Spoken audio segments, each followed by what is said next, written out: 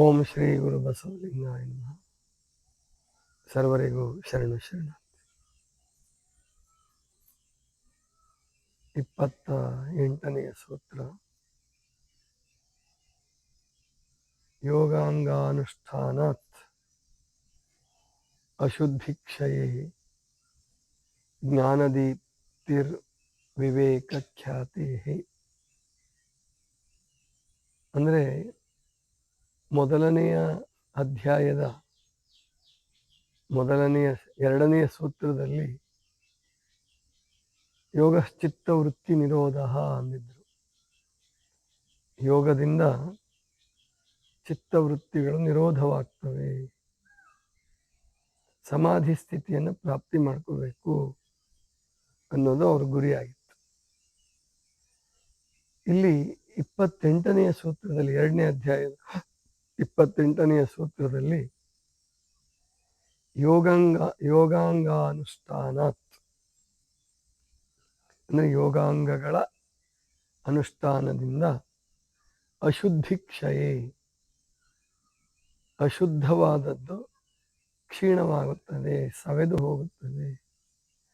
ಜ್ಞಾನದೀಪ್ತಿರ್ ವಿವೇಕ ಖ್ಯಾತಿ, ಜ್ಞಾನದೀಪ್ತಿಯು ಬೆಳಗುತ್ತದೆ ಮತ್ತು ವಿವೇಕ ಖ್ಯಾತಿ ಗಳಿಕೆ ಆಗುತ್ತೆ, ವಿವೇಕ ಉದಿಸುತ್ತದೆ ಎನ್ನುವ ಮಾತನ್ನು ಹೇಳ್ತಾರೆ.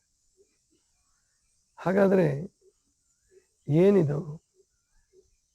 ಯಾಕಂದರೆ ಕೆಲವರು ಈ ಪತಂಜಲಿ ಯೋಗವನ್ನು ಅಲ್ಲಗಳಿತಕ್ಕಂಥವ್ರು. ಇದು ಕೇವಲ ಚಿತ್ತವೃತ್ತಿಗಳ ನಿರೋಧ ಅಷ್ಟೇ.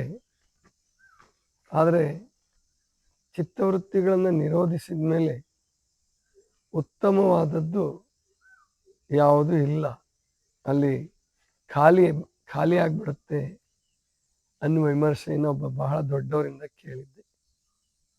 ಅಂದರೆ ತಮ್ಮ ಮಾರ್ಗವನ್ನು ಪ್ರತಿಷ್ಠಾಪಿಸ್ಕೊಳ್ಳೋಕ್ಕೋಸ್ಕರ, ತಮ್ಮ ಮಾರ್ಗ ಶ್ರೇಷ್ಠ ಅಂತ ಹೇಳ್ಕೊಳ್ಳೋಕ್ಕೋಸ್ಕರ ಅವರು ಪತಂಜಲಿ ಯೋಗ ಸೂತ್ರವನ್ನು ಸ್ವಲ್ಪ ಡಿಗ್ರೇಡ್ ಮಾಡೋ ಪ್ರಯತ್ನ ಮಾಡ್ತಾ ಇದ್ರು.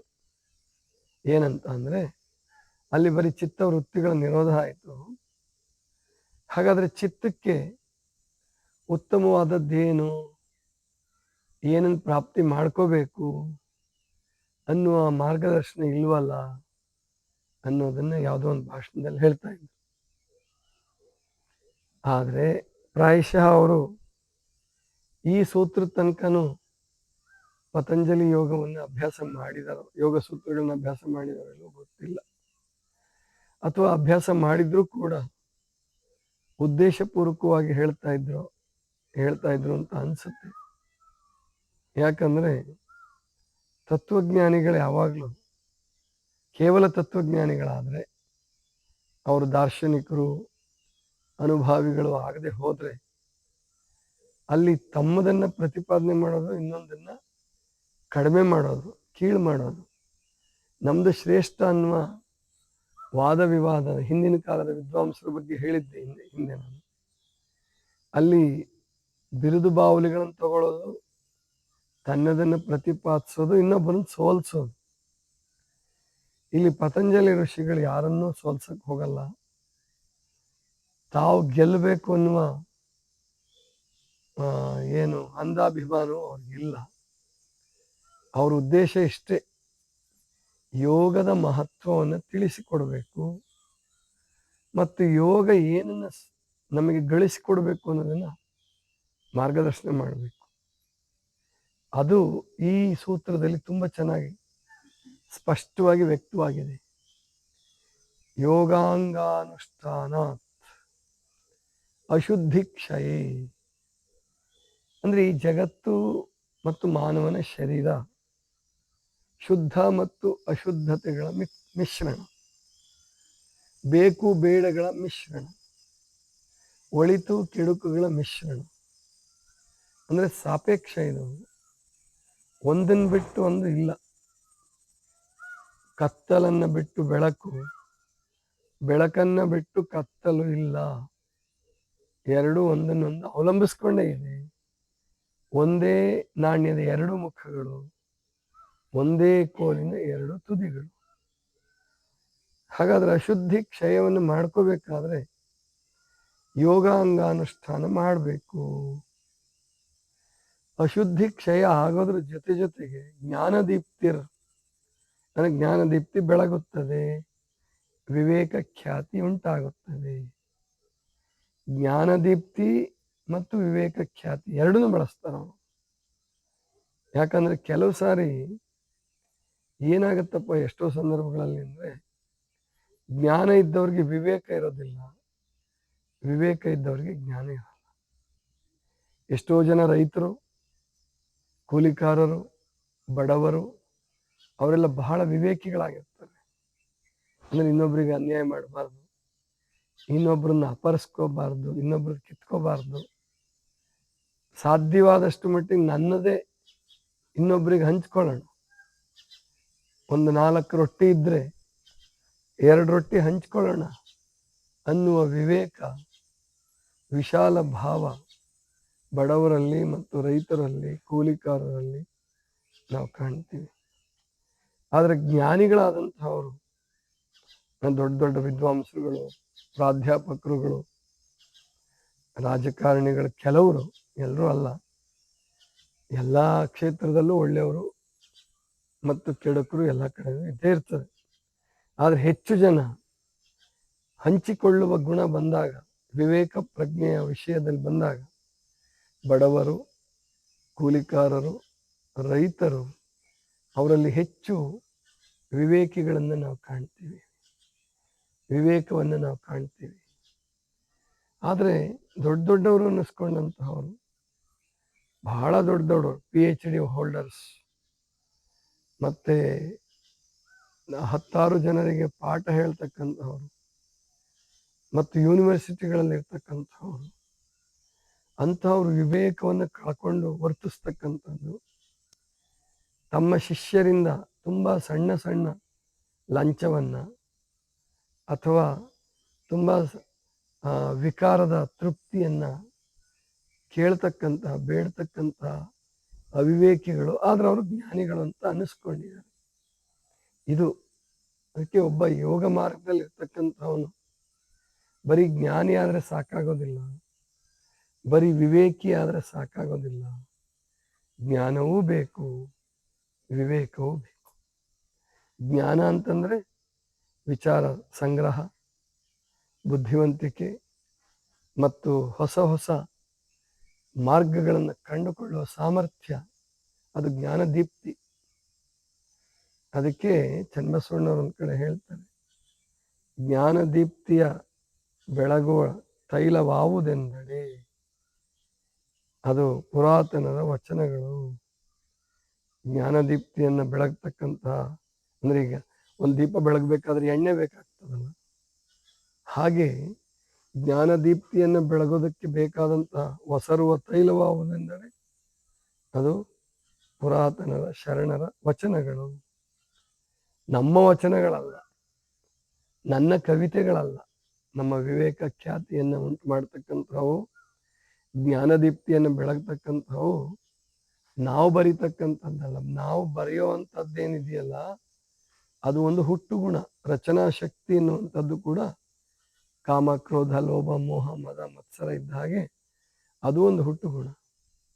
ಅದನ್ನ ನಿಯಂತ್ರಣದಲ್ಲಿಟ್ಟು ನಾವು ಮೊದಲು ಈ ಜ್ಞಾನದೀಪ್ತಿಯನ್ನು ಬೆಳಗಿಸ್ಕೊಳ್ಳೋದಕ್ಕೆ ಮತ್ತು ವಿವೇಕ ಖ್ಯಾತಿಯನ್ನು ಉಂಟು ಮಾಡಿಕೊಳ್ಳೋದಕ್ಕೆ ಪ್ರಯತ್ನ ಮಾಡಬೇಕು. ಅದು ನಿಜವಾದ ಯೋಗ ಮಾರ್ಗ. ಕೆಲವರಿಗೆ ಹೊಟ್ಟೆಪಾಡಿಗೋಸ್ಕರ ಹೇಳಬೇಕಾದ ಪ್ರಸಂಗ ಬರ್ತದೆ. ನಾವೇ ಚಿಕ್ಕವರಿದ್ದಾಗ ಈ ಆಧ್ಯಾತ್ಮ ಕ್ಷೇತ್ರಕ್ಕೆ ಮೊದಲು ಬಂದಾಗ ಪ್ರವಚನ ಮಾಡಿಯೇ ಬದುಕಬೇಕು. ಯಾರಾದರೂ ನಮ್ಮನ್ನು ಕರಿಬೇಕಂದ್ರೆ ಪ್ರವಚನ ಮಾಡೋದಕ್ಕೆ ಕರಿತಿದ್ರು. ಆವಾಗ ಅಲ್ಲಿ ಹೇಳ್ತಕ್ಕಂಥದ್ದು ಕೇವಲ ಒಂದು ಹೊಟ್ಟೆಪಾಡಾಗ್ತದೆ ಹೊರತು ನಮಗೆ ಜ್ಞಾನದೀಪ್ತಿ ಬೆಳಗಿದೆ, ವಿವೇಕ ಖ್ಯಾತಿ ಉಂಟಾಗಿದೆ ಅಂತ ಅಲ್ಲ. ಅದನ್ನು ನಾವು ಚೆನ್ನಾಗಿ ಅರ್ಥ ಮಾಡ್ಕೊಂಡಿದ್ವಿ. ಕೀರ್ತನ ಸಂಗೀತಗಾರರು, ಭಾಷಣಕಾರರು ಯಾವತ್ತು ಅನುಭಾವಿಗಳ ಆಗೋದು ಸ್ವಲ್ಪ ನಿಧಾನನೇ ಆಗತ್ತೆ. ಅನುಭಾವಿಗಳಾಗೋದು ಬೇರೆ, ಒಳ್ಳೆ ಭಾಷಣಕಾರರಾಗೋದು ಬೇರೆ, ತುಂಬ ಚೆನ್ನಾಗಿ ಹಾಡೋದು ಬೇರೆ, ವಿವೇಕವನ್ನು ಅಳವಡಿಸ್ಕೊಂಡು ಭಾಷಣವನ್ನು ವಿವೇಕ ಆ ಹಾಡಿದ ಹಾಡನ್ನು ಅರ್ಥ ಮಾಡಿಕೊಂಡು ಹಾಡಿದ ವಚನವನ್ನು ಅರ್ಥ ಮಾಡಿಕೊಂಡು ನಾವು ಬದುಕೋದು ಬೇರೆ. ಇಲ್ಲಿ ಯೋಗ ಮಾರ್ಗ ಇರ್ತಕ್ಕಂಥದ್ದು, ಪತಂಜಲಿಗಳ ಯೋಗ ಇರ್ತಕ್ಕಂಥದ್ದು ನಮ್ಮನ್ನು ಒಬ್ಬರು ಕಲಾವಿದರನ್ನಾಗಿ ಮಾಡೋಕ್ಕಲ್ಲ. ಅದನ್ನು ಸರಿಯಾಗಿ ಅರ್ಥ ಮಾಡ್ಕೋಬೇಕು. ಕಲಾವಿದರನ್ನಾಗಿ ಮಾಡೋದಕ್ಕಲ್ಲ ಈ ಯೋಗ ಮಾರ್ಗ ಇರ್ತಕ್ಕಂಥದ್ದು. ಹಾಗಾದ್ರೆ ಏನಕ್ಕಿದೆ ಇದು? ಇದು ಇರ್ತಕ್ಕಂಥದ್ದು ನಮ್ಮನ್ನ ಉತ್ತಮ ಮಾನವರನ್ನಾಗಿ ಮಾಡೋದಕ್ಕೋಸ್ಕರವಾಗಿ, ಯೋಗಿಗಳನ್ನಾಗಿ ಮಾಡೋದಕ್ಕೋಸ್ಕರವಾಗಿ, ನಿಸ್ಪೃಹ ನಿರ್ವಿಕಾರ ಭಕ್ತಿಜೀವಿಯನ್ನು ತಯಾರು ಮಾಡೋದಕ್ಕಾಗಿ ಈ ಯೋಗಾಂಗಗಳು ಇರ್ತಕ್ಕಂಥದ್ದು. ಆದ್ದರಿಂದ ಯೋಗಾಂಗಗಳ ಅನುಷ್ಠಾನದಿಂದ, ಯೋಗಾಂಗಾನುಷ್ಠಾನಾತ್, ಅಲ್ಲಿ ಸೂತ್ರದಲ್ಲಿ ಯೋಗಾಂಗಾನುಷ್ಠಾನದ ಶುದ್ಧಿ ಅಂತ ಬರುತ್ತೆ, ಅದನ್ನು ಬಿಡಿಸ್ಕೊಳ್ಬೇಕು. ಯೋಗಾಂಗಾನುಷ್ಠಾನಾತ್ ಅಶುದ್ಧಿ ಕ್ಷಯೇ, ಅಶುದ್ಧವಾದದ್ದನ್ನು ಕಡಿಮೆ ಮಾಡಿಕೊಂಡು, ಅಶುದ್ಧವಾದನ್ನು ಕ್ಷೀಣಿಸಿಕೊಂಡು, ಜ್ಞಾನದೀಪ್ತಿಯನ್ನು ವಿವೇಕಖ್ಯಾತಿಯನ್ನು ಬೆಳೆಸ್ಕೊಳ್ಳೋಕ್ಕೋಸ್ಕರ ಇದಿರ್ತಕ್ಕಂಥದ್ದು ಯಾವುದು? ಯೋಗ ಮಾರ್ಗ, ಯೋಗಾಂಗಗಳು. ಹಾಗಾದರೆ ಆ ಯೋಗಾಂಗಗಳು ಯಾವ್ಯಾವುದು? ಅದು ಇವಾಗ ಮುಖ್ಯ ಸೂತ್ರಗಳಿಗೆ ಬರ್ತದೆ. ಯೋಗಾಂಗಗಳು ಯಾವ್ಯಾವುದು? ಅಷ್ಟಾಂಗ ಯೋಗಗಳೇನಿದಾವಲ್ಲ, ಅವೇ ಯೋಗಾಂಗಗಳು. ಅದನ್ನು ಎಲ್ಲರೂ ಬಾಯ್ಪಾಟ್ ಮಾಡಬೇಕು. ಮಾಡಿದ್ದಾರೆ ಎಷ್ಟೋ ಜನಕ್ಕೆ ಬರುತ್ತೆ. ಅದು 29ನೇ ಸೂತ್ರ. ಯಮ ನಿಯಮಾಸನ ಪ್ರಾಣಾಯಾಮ ಪ್ರತ್ಯಾಹಾರ ಧಾರಣ ಧ್ಯಾನ ಸಮಾಧಯೋ ಅಂಗಾನಿ ಅವಂಗಾನಿ. ಅಂದರೆ ಆ ಅಷ್ಟಾಂಗಗಳು ಯಾವ್ಯಾವುದಪ್ಪ ಅಂದರೆ ಯಮ, ನಿಯಮ, ಆಸನ, ಪ್ರಾಣಾಯಾಮ, ಪ್ರತ್ಯಾಹಾರ, ಧಾರಣ, ಧ್ಯಾನ, ಸಮಾಧಿ. ಇವು ಅಷ್ಟಾವಂಗಾನಿ ಅಂದರೆ ಇವುಗಳನ್ನು ಅಷ್ಟಾಂಗಗಳು ಅಂತ ಕರೆದಿದ್ದಾರೆ. 8 ಸೂತ್ರಗಳು. ಪತಂಜಲಿಗಳ ಪ್ರಭಾವ ಬುದ್ಧನ ಮೇಲೂ ಆಗಿದೆ ಅನ್ನೋದಕ್ಕೆ ಸಾಕ್ಷಿ ಇದು. ಬುದ್ಧನೂ ಕೂಡ ಜ್ಞಾನೋದಯ ಹೊಂದಿದ ಮೇಲೆ ಅಷ್ಟಾಂಗಗಳನ್ನೇ ಹೇಳೋದು. ಅವ್ರು ಸ್ವಲ್ಪ ಬೇರೆ ಥರ ಬರ್ಬೋದು, ಬೇರೆ ಥರ ಬರುತ್ತೆ, ಆದರೆ ಅಲ್ಲಿಯೂ ಅಷ್ಟಾಂಗಗಳು ಬರುತ್ತೆ, ಇಲ್ಲಿಯೂ ಅಷ್ಟಾಂಗಗಳು ಬರುತ್ತೆ. ಆಶ್ಚರ್ಯ ಮತ್ತು ಸಂತೋಷದ ಪ್ರಸಂಗ ಏನು ಅಂದರೆ, ಶರಣರಲ್ಲೂ ಅಷ್ಟಾವರ್ಣಗಳು ಬರುತ್ತೆ. ಈ ಅಂಗಗಳು, ಅಷ್ಟಾವರ್ಣಗಳು ಏನಿದಾವಲ್ಲ, ಮನುಷ್ಯನ ಉದ್ಧಾರಕ್ಕೆ ಇದು ತುಂಬ ಅನುಕೂಲಕರವಾದಂಥವು. ಯಾಕಂದರೆ ಶರಣರು ಹೇಳೋ ಪ್ರಕಾರ ನಮ್ಮ ದೇಹ ನಿರ್ಮಾಣ ಆಗಿರ್ತಕ್ಕಂಥದ್ದು ಅಷ್ಟತನು ಮೂರ್ತಿಗಳಿಂದ. ಅಲ್ಲೂ ಅಷ್ಟ ಬರ್ತದೆ. ಅಷ್ಟತನು ಮೂರ್ತಿಗಳಿಂದ ನಮ್ಮ ದೇಹ ನಿರ್ಮಾಣವಾಗಿದೆ.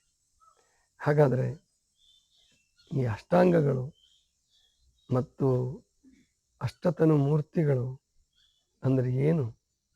ಅಷ್ಟಾವರಣಕ್ಕೂ ಅಷ್ಟಾಂಗಗಳಿಗೂ ಮತ್ತು ಬುದ್ಧರು ಬೋಧಿಸುವ ಅಷ್ಟಾಂಗಕ್ಕೂ ಪತಂಜಲಿಗಳು ಬೋಧಿಸೋದಕ್ಕೂ ಏನಾದ್ರು ಸಮಾನ ಇದೆಯಾ?